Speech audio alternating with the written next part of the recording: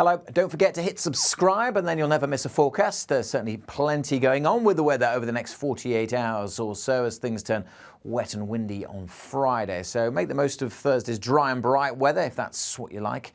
During autumn, it's not completely dry, a speckling of showers here on the radar earlier. But for many places, as I said, a dry and a bright day on Thursday, but looming out in the Atlantic, big heads of cloud, and this weather system in particular is going to intensify as it rushes towards the UK over the next 24 hours, bringing a spell of windy weather to all parts of the UK, but particularly close to the low across northern parts of Scotland, and these weather fronts will bring a spell of rain swinging across the UK during Friday as well. That's all to come though. Let's come back to the rest of Thursday. It's not completely dry, as I said, a speckling of showers just drifting from northeast England to the west of the Pennines, and by this afternoon, one or two getting into East Anglia and the Midlands. Generally, elsewhere, it's a dry afternoon. Some cloud, yes, but some decent spells of sunshine, and the winds are not as strong as recent days. It feels a little bit warmer with temperatures close to average for the end of September, 14 to 17, perhaps 18 Celsius in the sunshine. Doesn't feel too bad. Temperatures will drop fairly smartly this evening, however. Still a few showers around early on this evening over parts of the Midlands, perhaps southeast England, but they should tend to fade away.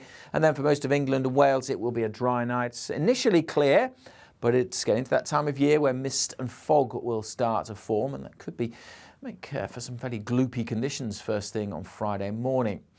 Further north and west, however, fog is not the issue because wind and rain are arriving, making for a very different day on Friday from that weather system we saw earlier. The wind and rain keeping the temperatures up in the northwest at double figures, but for England and Wales, certainly across these eastern areas with light winds, clear skies, are likely to drop down to 5 or 6 degrees, even in towns and cities, a touch lower in the countryside. So a chilly start, and some of that fog could take a while to clear from parts of the Midlands, Lincolnshire, Vale of York, East Anglia, but it should disappear as we go through the morning.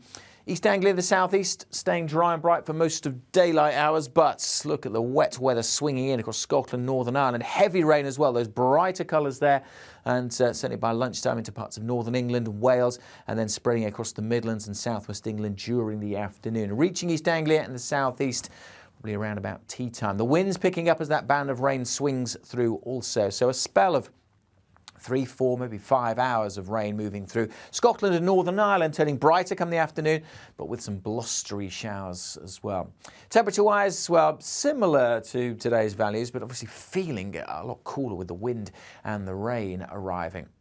Speaking of the winds, let's take a closer look at the gusts, because the strongest gusts are going to be across northern Scotland through the early hours, first part of the morning across the Western Isles, but then increasingly across the Northern Isles as we head through Friday afternoon. So these showing the peak gusts. We could have 60-mile-an-hour gusts, maybe 70, perhaps 75-mile-an-hour gusts in some exposed parts of the Northern Isles before they start to ease on Friday evening. But even further south, we won't see those kind of gusts, but there will be a blustery end to the day, and particularly along the south coast and up through the Dover Strait, some gusty winds come Friday evening.